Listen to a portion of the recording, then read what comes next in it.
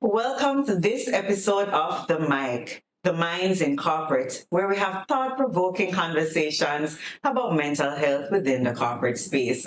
With us today is Mrs. Loyette Williams-Morrison, and we will be discussing about our fellow Caribbean folk. You're from Guyana, right?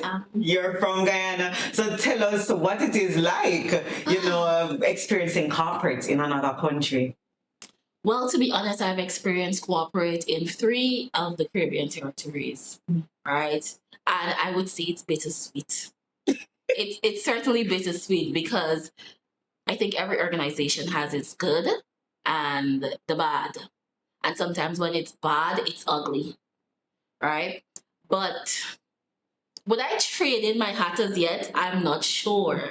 I'm still going through the motion, but I'm trying to find the right word because corporate is such an interesting organization. In another country too.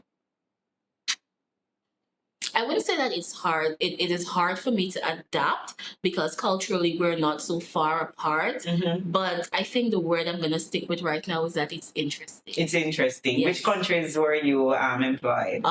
So I've worked in Trinidad, I've worked in Guyana, and now I'm here in Jamaica. Oh, wow. Oh, wow. Okay, nice. So tell us about you. I know that you've worked in HR for almost 10 years. How did you enter the HR space? And that's such an interesting thing because qualification-wise, I studied law initially. And while I was going through that whole law school business, I was like, it isn't resonating with me as it should. As an attorney, you have to be you have to be passionate. And there was something that just wasn't clicking. And it just so happened that someone offered me a job as an industrial relations assistant at a union. And when I joined that company, I was like, no, there's a passion that is burning there. Mm-hmm. And this might just be my thing. And when I completed my law degree, I decided to go and study IR, which IR, as you know, is a part of HR. Mm-hmm. It is a specialty within HR. And I decided to go and study it at the Cipriani College of Labor and Cooperative Studies in Trinidad. And that is where that passion for HR started to burn because I interned there and then I got to work there. And I'm like, no, this is it. Because I studied company law. So I was able, with IR, you're able to blend the law with the people without having to go to court and go through all of that. And that is where I truly started to fit into HR. So after Trinidad, I went back to Guyana and I worked as a training and development manager at a group of companies. And then COVID hit. Yeah. And you know what happened with COVID. So I got made redundant a little bit. I say a little bit because it was like 1 or 2 months. Oh, okay. And then I moved to another company as an industrial relations, a senior industrial relations officer. So although I've worked in HR, I think the specialties that I have circled around is training and development and IR. Because from that company, I was actually recruited then to come and work in Jamaica. Yes. As the industrial relations officer for a company here. Nice. And you previously, before the interview started, we were talking about the positions that you've held before, and you said you were the head of HR in Guyana? Oh, yes. So Guyana, although we're a large country, I love my country. Yes. I would say that we are a little bit behind on the HR Association aspect of it. And I think I went to a conference last year. I spoke at a Caribbean conference. And one of the things that kind of got me a bit sad was that there were so many persons there representing their different countries. And I think there was one other Guyanese present.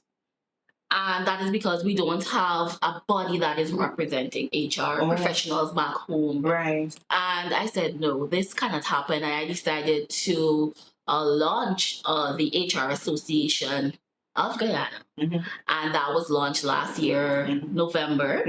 And since then, we have, I think we have about 160 something community members. So right now, in my portfolio as the founder and the president of the association, I am extremely proud. Yes, congratulations Yes. on that as well. So you said that your entry into corporate was bittersweet. I wanted to explain to me the sweet part first before we get into the bitter part, because we're also going to discuss her book, Surviving a Toxic Boss. So here we have an HR professional that, had an experience that many people would think, doesn't exist for HR people. So here we go. Oh, the sweet part. I think the people. That will be it. My love for people. Yeah. And seeing that they are some very good organization out there that truly care for their people. And you see that through the programs that they have set up, and the initiatives and how they go beyond for their employees. So that is the sweet part about it, going to work every day. I know people say, your coworkers aren't your friend and all of these things, but I have found some very good ones. So those are the sweet ones. I found good friends. I've met excellent colleagues who have pushed me, even farther down. And even the employees, whether they're very high up or they're not so high up, just the day-to-day interaction that will put a smile on your face. And you go home thinking about it, and I think that's the sweet part of it. Yes. Yes, I do enjoy that as a HR professional myself. Even now being out of corporate, and when my team member called me and said, Mrs. Small, I need your hug. I am like in awe that, I was able to impact a group of people like that. And if they want somebody to counsel them, they would still reach out. So I concur with you. The people makes our job. Some people makes this job rewarding. Right? Right. So when you entered corporates, you entered in Guyana. You were in Guyana. What was that experience like? Were you experiencing things that you would hear about in corporate, or were you more shocked about other things?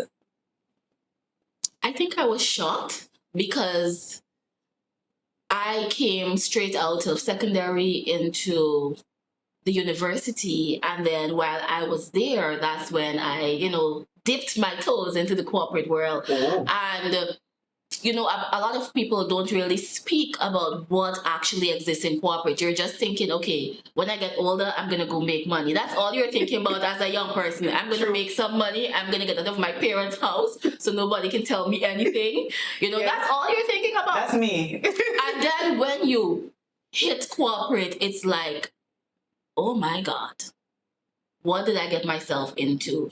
Because yes, it has its good side and you're rewarded by getting paid, but then it's a different type of mean energy. You see, especially you may see older folks, so you expect older people to operate a certain type of way. So when you're met with a lot of negativity or you're met with disrespect, it's like a shock to your system because one, you may not have dealt with that before, and two, you didn't expect it. Yeah. So you don't know how to manage, how to manage your emotions, how to manage how you respond, because nobody tells you or prepare you for corporate. Really and truly, they don't. And that's something they need to start doing in secondary schools. Yes. They need to. That training, that awareness that you put. I agree with you because I believe we're not really prepared to get into all of that parts of corporate.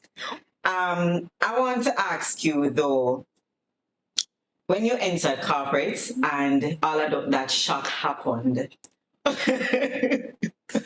what made you, continue to push in this space? I would say a love for what I'm the type of person that if I want something, I just have to go and get it. I always tell myself it has to be better than this.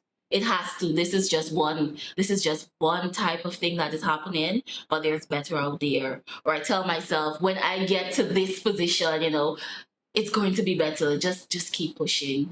And then you do have a few persons, as I said, there are good people there who are going to give you that motivation to say, listen, you're young, you have a good head on your shoulder, just keep going. Yeah. Yeah. And your story, surviving a toxic boss, this is your corporate experience. So we're going to get into it. Why did you write this book? Oh, why not write the book? Why not? You see, Yes. people don't understand that when you're going through something like toxicity in the workplace, it bottles up inside and it can make you sick. I often tell people that stress is the number one killer. Mm-hmm. And especially when it comes to Black women, stress leads to a lot of autoimmune disease. And sometimes we don't even realize that we're stressing. But you go home and you find yourself, going over all the situations. And I have dealt with my share of toxic bosses. Yeah. Right? And some of them may not even be like my own experience where they did it to me, but I've experienced what they've done to others. Mm-hmm. I did have my share, but I have seen what they've done to others, and I know the side effect of it. And when I am going through a toxic boss, I find myself trying to Google how to handle it. Yeah. You go to YouTube, you're trying to find something for somebody to tell you how to deal with this situation, to tell you, okay, there's a light, just keep going, but tell you how to manage that. And you just couldn't find all of it in one place. Because a lot of people aren't willing to put a story like that out there. And I'm like, no? Okay then, I'm gonna do it. Because I'm a married woman and I got tired of having to go home and have to talk about all of these things, because it then becomes like a burden on your relationship, because Yeah. this thing that shouldn't be in your household, this energy is in your household. Yes. Or even before I was married, like my mom and my sisters, I have to go home and tell them all of these bad stories that I want, and I'm bringing down the energy, and I'm like, it still did not solve my problem. Yes. Yes. So how do you bridge that gap? And you decided to write this book, huh? So tell me about the experience that you had that we will read in this book. Wow, I think my bad experiences started from the moment I entered corporate, because seeing that I've worked in HR, you expected HR to be the standard. Yes, it's true. It's true. But I guess some of them don't know they're toxic, right? Yeah. And you expected HR to be the standard, and then when you hit HR, you realize, boy, this is not it. Mm-hmm. So I think one of my first experiences was with a boss that told me I'm coming in early, and he said, you're a clock watcher, because when the clock hits time to go home, he's offended that I'm going home. He would normally have these parties, and if you decide you don't want to go, or you go but you're not staying late, it will take itself back into the workplace the next day, where you're being punished for not wanting to participate. And I'm like, and I think the one that hit me the hardest at that point wasn't even myself. I had a friend who had an issue with her parents, and she had to go and deal with that. It was a very private matter. And he wanted her to work at his home because he had a party at his home, which is not a part of your duties, and she couldn't. And he brought it to the workplace, and he wanted her to write and say why she didn't come. And of course, being the IR person, she came to me and said, how does she write this? So I told her how to write it without including her business. And he got so offended with that, he sent her off. And he told payroll not to pay her until she can write and say what took place. And I'm like, okay then, this is not it. Then I've had another experience where I had a boss who wasn't very kind to women, and there was one young lady who disagreed with him, and he literally physically pushed her out the door. And this is all HR. And I'm like, this cannot be real. Yes. You know, when he spoke to me, he was very demeaning at times, although my position was a little under his, and he was very demeaning. And when he refers to the young ladies in the office, he would call them expletive. And I could not believe it. I could not believe that this is the corporate experience, you know? And I'm like, my God. And when I was going through that time with this person, I started to get sick, where, you know, I would get allergy outbreak, and I've never had allergy in my life. Yes. I remember I had to go and get a CT scan because my head, it just felt like it was buzzing. Yes. And the doctor's telling me, there's nothing wrong with you. And I'm like, no, something is wrong. something I've never, all my life, you know, I'm now in my 20s.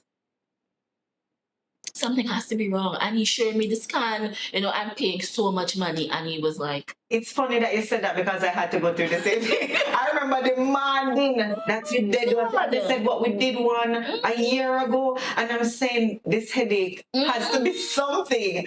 But it's the environment. It's the Why do you think this remained? Why do you think that type of behavior remained in corporate? Because I think corporate culture appreciates productivity over people. So it's about making the money, it's about meeting the numbers. It's not truly about the people who are driving those figures, because there's always that thought that if Tom leaves, we're going to bring Harry because somebody wants to get paid. Yes, yes. So the love for people doesn't exist. The love for people does not exist as much as it should. So which of the experiences started to define the type of leader that you would become eventually? I would say when I was in Trinidad, I had such a lovely boss. Her name is Samora. I'm not afraid to call her name. That is positive. Yes. And although she was going through her own toxic experience that we could have all witnessed, she was still so pleasant. She was, you know, she was still encouraging you not to allow that to define you, to keep going forward. You know, she was pouring into you. And there is nothing like a boss that can pour into you, because I'm not saying a boss can't correct you, but you have to learn to correct with love. And I find that a lot of them don't have that. Yeah. And the other problem with a lot of bosses is that they have deep-rooted insecurities. So when you're performing as you know, you're performing really good, and they think, oh, you're coming for my job. If you think you're gonna show me up, it's not that type of party. Right? And the attacks start to come. So it's not necessarily that you're even doing anything. Yes. You know, they just, that deep-rooted insecurity that they have not dealt with, it starts to bubble to the surface. But with Samoy, I've never experienced that. She has always poured into me. To this day, we're best of friends. Oh, wow. Right? And that showed me that there's still good people out there. Yes. They are. They're still good leaders. And, you know, as you just said, bosses go through the same toxic behaviors and they experience it too. Because I, as a leader, I've experienced it. You, as a leader, I'm sure you've experienced some form of toxic behavior at the level of management. So, tell me about an experience in management as a leader that was so toxic for you that you had to say, hold up, like this can't work. I can't work with this. Oh my God. I think, which one? Which one? Because in some corporate arena, I feel like when you're at the management level, it's almost like a cult. Like you cannot, like if you're here, you should mingle with here. Yes. Right? And even if you're up here and somebody up here is also doing the wrong thing, you should be in support of them. Yes. You should not be able to correct them, because if you correct them, you know, it's like you're going against the fold. Yes. You're going against the team. You know, it's okay to allow them to do whatever because we are up here. And I've seen it so many times when it comes to salaries. Yes. I've seen it when it comes to handling disciplinary matters with the staff and the way they may speak and how they may go about doing the wrong procedure and the staff is in the right and they want you to just shh so that they can, you know, get past it. I know there was one scenario where this is with a CEO. Like, he was doing the wrong thing and he wanted us to do the wrong thing. And I'm like, not me. Not me, because I can always find another job. Yes. I cannot change my ethical code or who I am as a person. Integrity is so big. Yes. You know, it's such a big thing for me. And I'm like, I'm not going to participate in that. You're not consigned to that. And I was removed. I was removed from that project. And my boss went ahead with it. And it just so happened that those guys were dismissed, but then they took it to court. Yes. You took it to court and they won. But that is what I always say, you know. Sometimes you push it and then you end up in the But loss. that's not the funniest part. The CEO decided to fire my boss because how could she allow that? Like, how could she allow him to fire them? And that is why, as an HR professional, it is imperative that you stand on your ethics. Yes. And the training you have, management and CEO, they may not have. That's why they need you. Yes. So you need to be firm in these things, because you are literally controlling the image of the company. The image is in marketing and communication. I know it's you, because you're dealing with the people. You're interacting. And it doesn't matter how many posts you put out there. If your employee decides to pick up TikTok or Facebook or anything and say, this is what happened to me today, the amount of likes and clicks and, you know, the amount of damage that can do. It's funny that you said that, because a lot of times companies believe they don't need HR until something regarding compliance, which is IR. Not until something legal comes, we matter. Where is HR? Why did HR not see this? Why did we not see it? It's true. Listen, I'm so happy you said that, because trust me, we're needed. But I guess we don't need to sell that anymore, because the legal things are showing up. People are becoming more aware of their rights, right? And HR management needs to understand the role that they're playing in today's society. Yeah. They are not pushing paper anymore, and I don't think a lot of them that has resonated with them, that this is not about pushing paper. Strategic HR now. It is so strategic now. Yeah.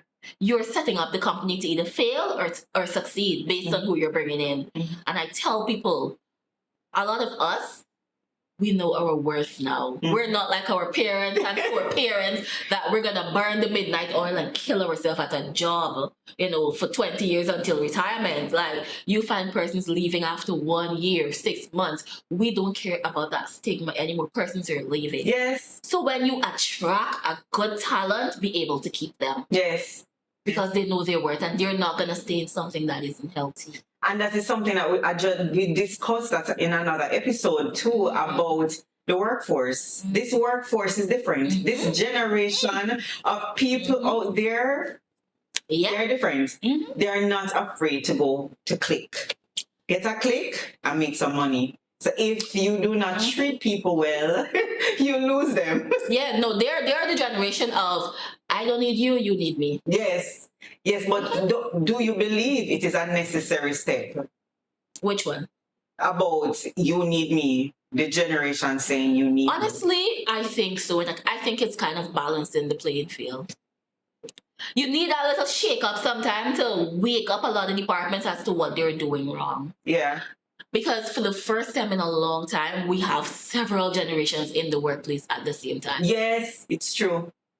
We have so much.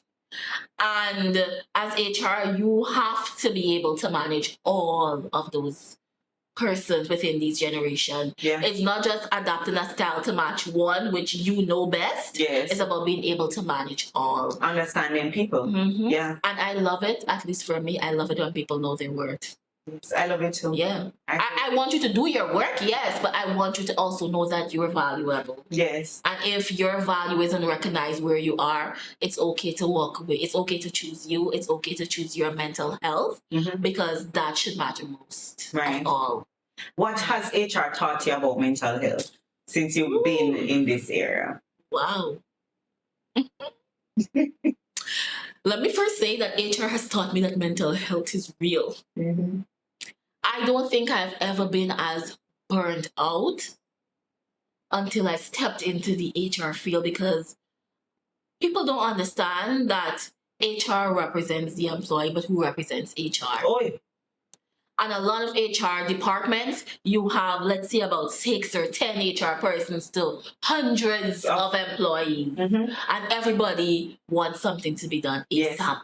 Yes. And you want to meet your goal, and you want to meet you want to get your performance up to date, and you're looking into all of these things, but you're not pouring into yourself. Yes. So your cup empties. And then you have to be sick.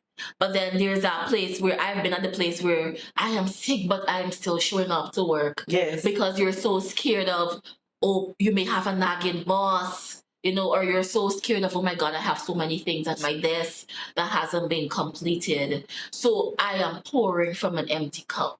And it's not until I literally cannot function anymore where I have to go to a doctor or something that I will take that break. And I started to say, you know what? This can't be. Yes. If I truly love myself, I have to pour into me. I have to put my mental health, because when my mental health is not good, nothing else works for me. I shut down. What has been, give me an episode that you experienced with your mental health that made you realize that, I really am not choosing? I think that will be one time I was so sick where I didn't even have my voice, and I'm home. I reported sick, and my boss called me and said, you have to come to work, because if you don't come to work, this is gonna happen and that's gonna happen. And silly me, I got up and went to work. And then while I'm at work, I could hardly raise my head. And even with me barely unable to raise my head, but I showed up, my boss still came nagging at me.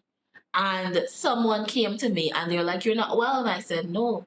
And they said, do you know that if you die today, that there's going to be an adult by tomorrow for you? And I laughed at first, right? But then it's when they stepped away, because we both laughed, I was like, but that is true, because I see it every day. The work has to go on. Yeah, you're HR, you know it more than anybody. The work has to go on. Somebody will act until they find somebody. And I would have left the people who truly matter behind just to fulfill something. And it's that day was a wake-up call for me. And I'm like, if I'm sick, I am sick. The government realizes that people are going to be sick because we spend so many times in the workplace that they have made provisions for sick leave. Yes. So if you have it, why not take it? Yes. And I think at that point, and then when I see how certain companies operate and the way they treat, when you're working in HR, you're seeing things. You're seeing things that the normal person would not see. And I see the way that some HR department treat their staff. I told myself that's never going to be me going forward. Yeah. I will always choose myself. Yes. And since then, it doesn't mean that, persons don't have a negative comment about it, but I'm fine with that because I'm okay. Yes. And that's what matters first. Yes. Yes. I agree with you. Sometimes you have to maintain your standard. Given the other things that may come, you have to remember who you are first, right? So I agree with you. And one of the things that you believe is a myth about HR. What is a myth about HR? Which one of the myths about HR?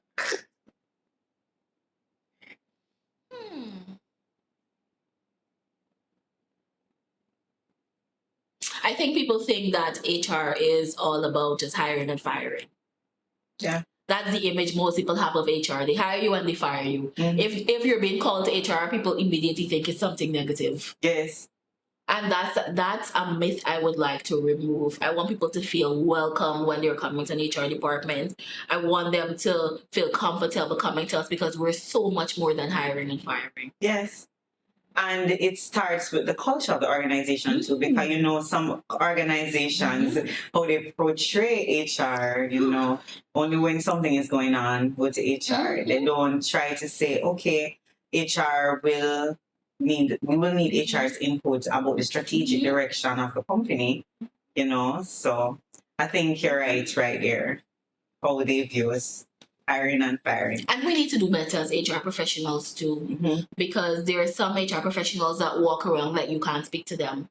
Sure. Right? They're you cannot speak to them. Yes, it's and true. The truth is, a lot of them are struggling. A regular staff is far better off than them, right? So they carry a hear about themselves that you cannot speak to me. I'm HR. You need to change that myth. Yes.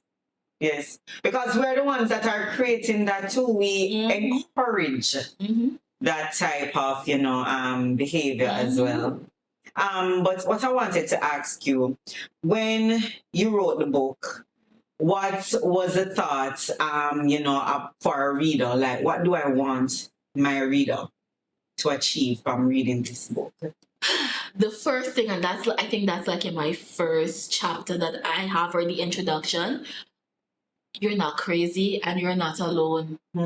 Because I think when you're going through something and it's just you tend to ask the question, is it me? Like, it must be me because nobody else is facing this. And then a lot of times when you're going through things, a lot of people in the workplace, if it doesn't affect them, even if they see it's happening, they don't speak up about it and they don't support. So when I wrote that book, it wasn't really to bash anybody. It's really to highlight that you're not alone in this. There's several people that are struggling, and also to help them point out how do you recognize when somebody is toxic. Yes. That's what I wanted. How do you recognize it? Because a lot of time, especially persons in the workplace who have low self-esteem and insecurity issues, they think it's them. They think it's it has to be them. So I want them to be able to figure out, okay, this is how I spot them. Yes, maybe this person is toxic. And now that you figure out that this person is toxic, I provided tools in the book on how to deal with somebody toxic. Because let's face it, when you're dealing with a toxic person or toxic boss, not everybody is poised to just walk off the job or leave the job and go home. A lot of persons need the money. They need to survive. So you have to still sit in that. So that's where that book came in, where it's teaching you, if you have to remain there, this is how you function. This is also how you take your power back. Because a lot of us give away our power by responding a certain type of way, so that the toxic person can be like, that's what I'm talking about. Even if it didn't exist Even before. if it didn't exist. So I'm telling you, this is how you take back your power. Yes. Right? And then even in the book, as you go on, I have even a prayer in the book, like, pray over yourself, pray over your toxic boss. Because honestly, when the door is shut and everybody is gone, the only person I could have turned to was God. Because sometimes dealing with toxicity, it keeps you up. So when everybody is sleeping and you're still hurting, God was the one I had to turn to say, Father, give me strength. I have this going. I want you to take me through. And the Bible tells you too that you don't only fight against the flesh, but the principalities. Lean not unto your own understanding. Right. So I had to put it at the foot of the cross and say, Lord, I am putting this burden here and I want you to help me. And I know there are persons, who probably are not in church and don't know how to speak with God or where to begin. So that's why I put the prayer in there. And then at the back, I have like exercises, like asking you questions like, okay, you want to leave? Let's help you out. Do you have this saved? Do you have this? What are 3 qualities that you probably want to look for in your new boss? So I do have exercises at the back that will help you with your exit strategy. Yes. So it's a wholesome book. Yes. You're recognizing, you're having strategies to how to deal with it while you're there. You're getting your prayers, and then you're getting exercises on preparing you, because a lot of people don't think beyond, they just want to get out, but you have to think what happens next. Ensure you don't end up in that situation. Ensure that you're not broke. Ensure you can pay your bills. Yeah, because another level of stress comes when you leave without that plan. And then when you're desperate, you end up back in the same bad position. Because if you're out and you just need a job because your bills need to be paid, you may just take the first thing that comes, and that may not be the best thing. Right. So that's where that book came in. So I even have stories from persons. So I asked persons, I know you've had a toxic, you want to talk about it because putting it on paper may help you. And persons submitted their stories. So I even have that at the back of the book where people can see, okay, this resonates with me. Yes. But you know what I'm most excited about, going into this book is the fact that even if you're that toxic boss, these stories will help you to identify, because a lot of people in denial, you know. Preach. A lot of people in denial that they are actually. Yeah. And you see, the thing is, being self-aware is so important. Yeah. And self-awareness doesn't, you don't have to get it while you're at a lower position. You have to get it whether you're old, young, at the top, at the bottom. Yeah. Because once you're self-aware, you will recognize your own actions. Yes. And then you will realize, oh, your actions are affecting the people around you. Mhm. Because there are a lot of people in managerial positions that have not dealt with whatever crisis they're dealing with, and they cannot. So they come and they put that on the staff at work. You know, a lot of them don't exercise good emotional intelligence. They don't regulate their emotions. So they come and they're screaming at the staff and they're doing, and it's like, can you just stop for a minute and recognize that your actions is causing the breakdown and not your staff? Yes.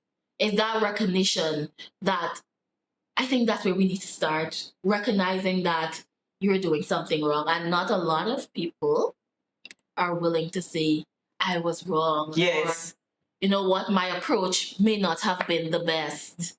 And I don't think they realize, bosses realize that when you do that, it humanizes you. Nobody is perfect. Yeah. I've had toxic bosses that were able to turn the cycle around because they were able to recognize that, oh my God, it must be me.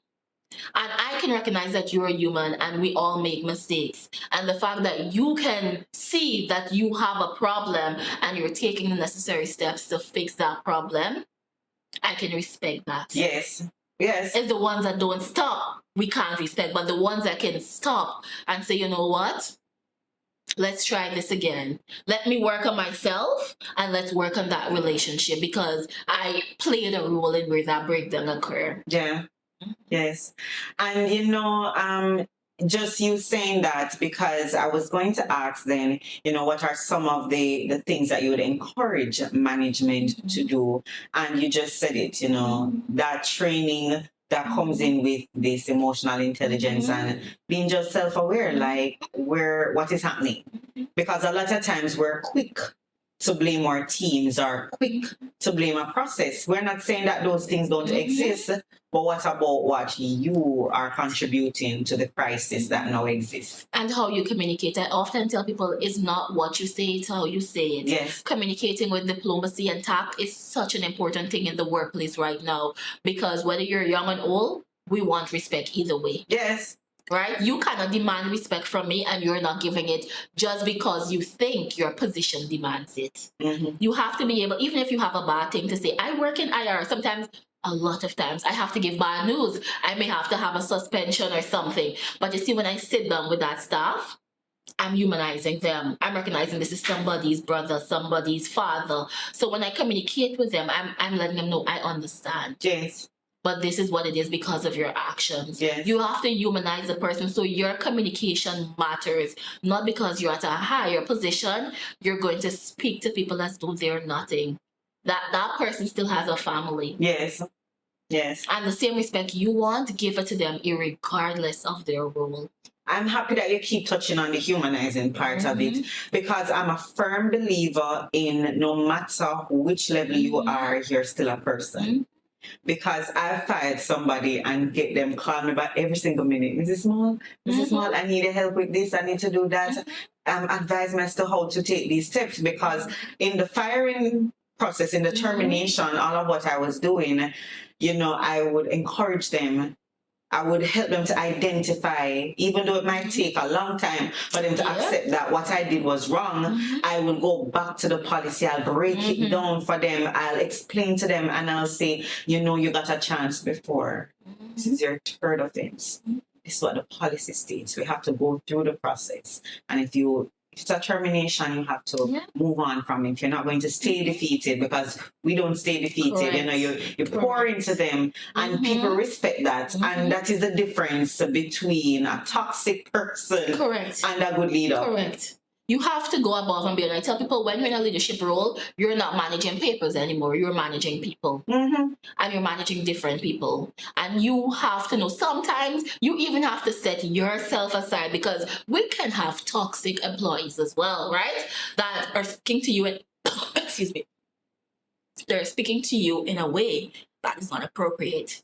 But you can't match that because you're supposed to be different. So you have to set your pride aside and still be able to communicate softly to them, because the rest of your staff, they're looking on too as to how you're dealing with this person. So you have to sit with yourself, and even if you have to say a prayer in the morning, whatever you have to say, you have to realize that when you step into the workplace, what you do has an impact. It can have a negative or it can have a positive. That is up to you. Yes. And a lot of people in the workplace, they are of the belief that because I am in this position, it comes with respect. They demand it, but they have to understand that while you may be in a position to manage, do you have influence? And if you don't have influence, then you have a big problem in your workplace, because yes, if you can't influence your staff, yeah, who are you leading? Who are you leading? Are you truly? That's why I say manage. You're not leading. Yeah. You're attempting to manage. Yeah. But a true leader does not deal with their staff in a poor way. Give me one way that you, since you've been in HR, you can confidently say, if I should do anything to influence some type of change in corporate, this is what I would do. I think, and that's something I have started to do, and that is truly impact the way in which management leads. I have been one of those employees that have always spoken up about how you lead people will determine how far the company go. And that is by taking that first step into acknowledging that I may not be the best, but I want to be the best. Yeah. I've always advocated for, coaching and mentoring from top down, because if you truly see people, as human beings, then maybe you wouldn't act the way you act. And I tell people, I think part of what happens in corporate is what is also influencing what is happening in the community. Yeah. Because if you don't have love for people, it's going to transcend into the community. So you're wondering, okay, why do we have so much crime, and why do we have all of this? That's because the love doesn't exist. The humanizing of people don't exist. And if you're spending 8 to 10 hours, because there are people who you leave your house, because if you have to go to work for 8, you're not leaving at 8. Well, some of us. Right? But you have to leave early. So you're spending at least 12 hours, let's say, at the workplace. So what happens there influences and shape people's narrative and how they live life. Yes. Right? And if you realize there are some people who, because they've had toxic bosses, they have become toxic themselves. Yes. They don't break the cycle, and that is one of the things I don't get, because I experienced a toxic boss too, and I promised myself when I was praying to God, when I wanted to move so badly, and I was in tears and I was pleading my case. I said to myself, and I said to God, I would never treat anybody this way. Correct. I would never want somebody to experience the hurt and the pain. So that is one of the things that still puzzle me. But I can get it. I can get some people use trauma, use trauma as a means of, leading. Like they don't lead from empathy. They lead from experience. And my experience was I have to talk down to you. It's the way they have I have been to command. Yes. They have been conditioned, and then we have to understand that there are people who may have grown up in homes that don't show certain values. So when they're going into the workplace, because we have so much young persons who are going into the workplace, you now as a leader have the ability to shape who this person is going to become. Yeah. And by being so negative, it's affecting them. And then they go back into society with all of this hurt that they have not dealt with. And that's why we have so many negative people walking around, and they have no love for each other. Because if a leader can just show some love, show some care, and the staff look and be like, boy, this person treats me like this. When they go out into the road, they're going to treat somebody else like that. And then as that cycle continues and people start to humanize each other, you're going to see a different community. But until the top recognizes that they have to become more self-aware, they have to humanize people, we're not going to see much change. And that is something that I am consistently pushing on. Yes. And I don't think I will ever stop. Yes. Because this is something that cannot go from bottom up. Yes. It has to go from the top up. Top down. Yes. That's so true. And our work is big because what you are trying to influence is also going along your side with what I'm doing too, mental health, because all of that affects the mental health of your team, productivity, everything. It's an all-round process. And as an OD practitioner, many times when they call you to look into why my team members not performing duties and whatever, it's not even about the processes that are in place. It's it is the culture. So when you make the assessment, you realize, they're not happy.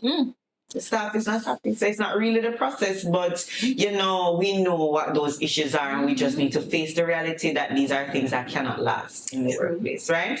So I wanted, as we're wrapping up, for you to tell me some of the most common mental health issues that you see among your staff members, or even not only in HR, but generally when people come to you and the things that you're identifying. What are the 3 most common? I mean, at the top of the list is burnt out.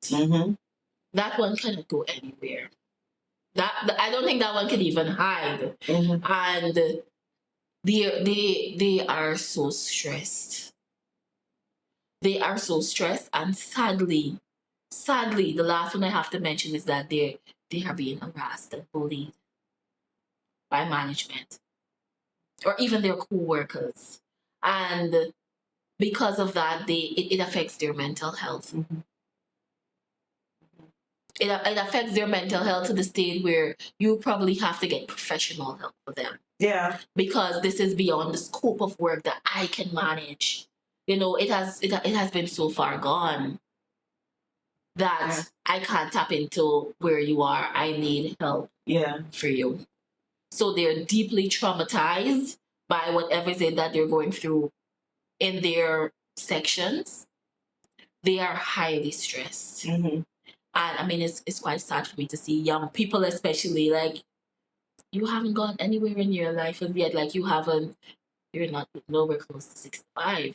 But they are so stressed and they are so burnt out. Yeah. That it's beyond my comprehension. What do you think is causing the burnout? The toxicity in the workplace. Okay. The toxic culture. Because a lot of people don't come into a new place being toxic or expecting toxicity. They are looking at this new environment as a fresh start. But when you bring in somebody into a toxic culture, and it's just one person against how many toxicity, eventually some will have to buy in to get by, and some will have to give up when they can't anymore. Yeah.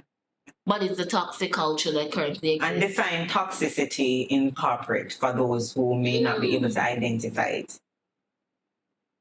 How many? In simple terms, it's an unwanted behavior that makes the environment unbearable. And give us some examples.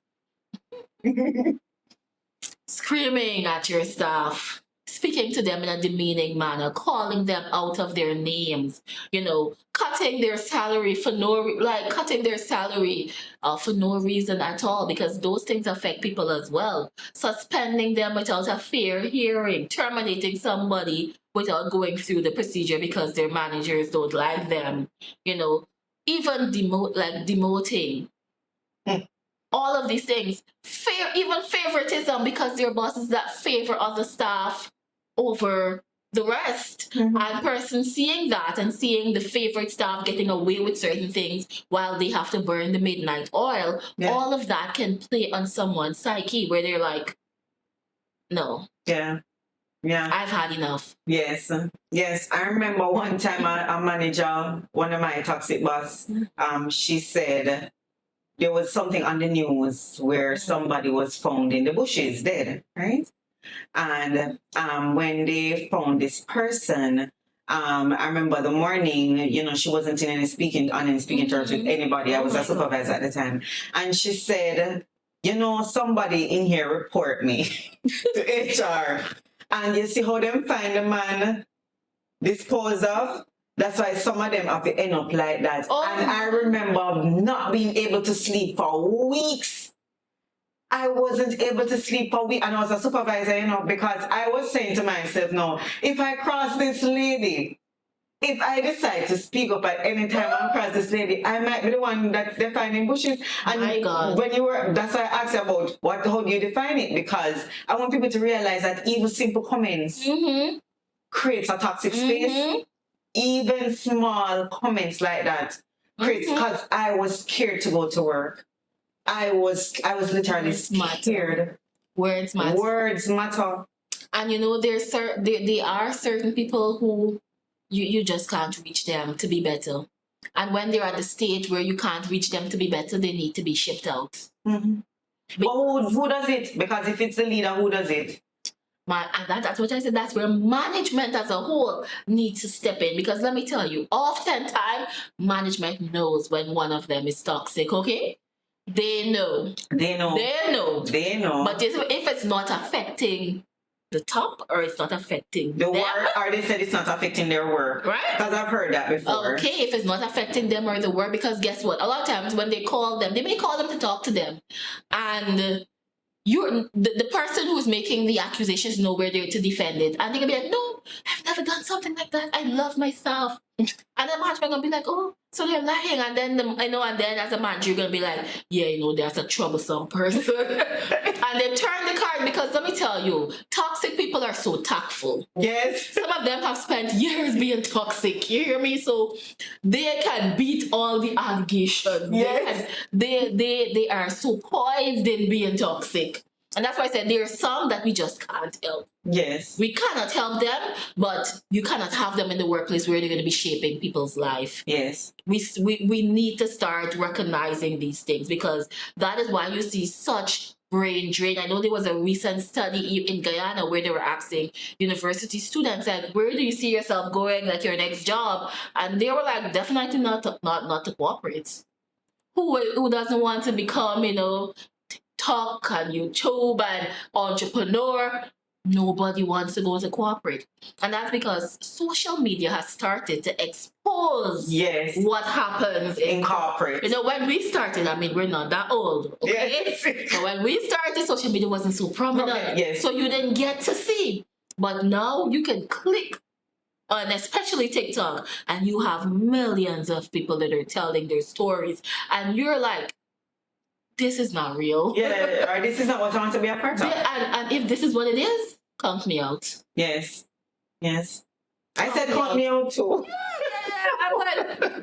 Even sometimes as a HR professional, when person's come and tell me what's happening to them, and they say, I'm gonna leave. I can't even say, no, don't go. Like, after hearing it, and especially if you know the environment, because if you're not at the top, there's only so much change you can make. Yeah, that's true. Right?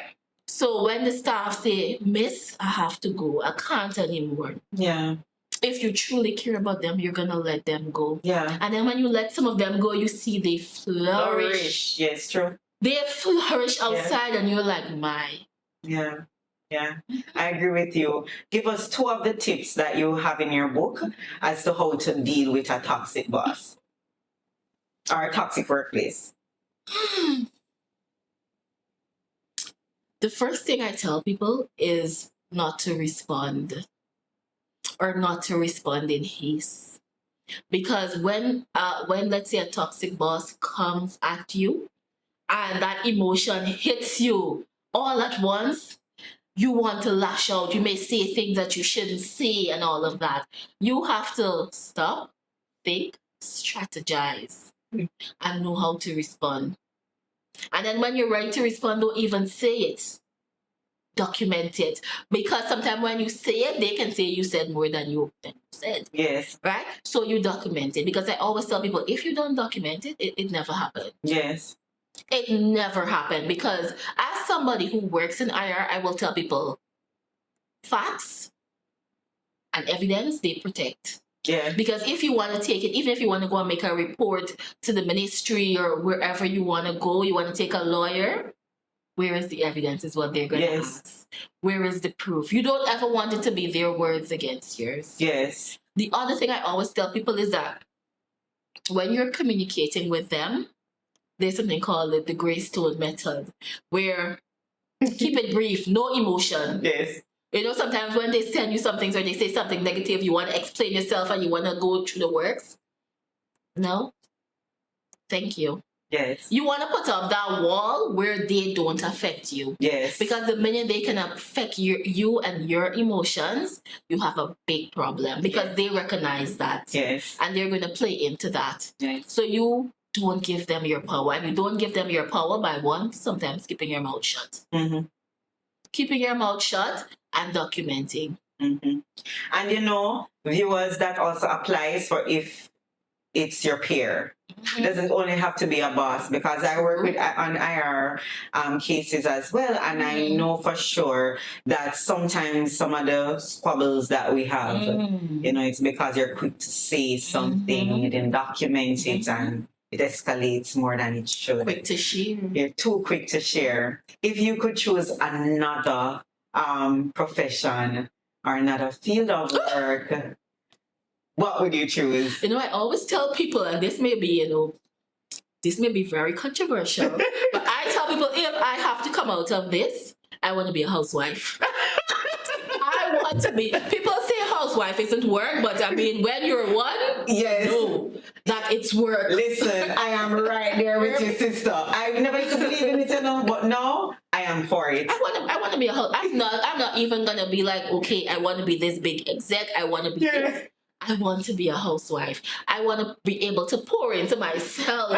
You know, I want to send my family off. I want to take care of my little garden. Yes. I am recognizing why our great-grandparents and grandparents lived so long. Yeah. They didn't have this stress that we have to deal with now. Yes. And the balance in the house. The balance in the house. The balance is off right now. Yeah, because burnout doesn't only happen at work. It happens at home. And then you have to come from work, and then you have to do all of that. And then now you see why the Prime Minister is saying that, you know, the rate is very low with the birth rate, because we're not making 9 to 10 children and going to work and coming back. So although it's very controversial, I'm not going to sit here and lie to you. If I have to come out of the corporate arena, I might consult. Yes, that's something that is very close to me. I do it right now. But my main profession will be a housewife. I will be. So we're putting it as a profession. I will be an excellent housewife. And that's it, viewers. We want to thank you, Mrs. Williams-Morris, for joining us today. I love the conversation. And I'm sure that our viewers can take so much from this discussion, especially our leaders. Once again, you hold everything in your hand, right? We, the staff member, we hold the blade, but you do hold the handle. So create the changes that we need to survive in corporate. Well, not me, but our staff members entering corporate. Let it be comfortable for people to earn and live, right? Join us again for another episode. We'll see you. This segment is sponsored by the Success Hub Limited. This is the mental health facts for today. Great corporate partnerships are built when people stop competing for credit and start working towards shared purpose.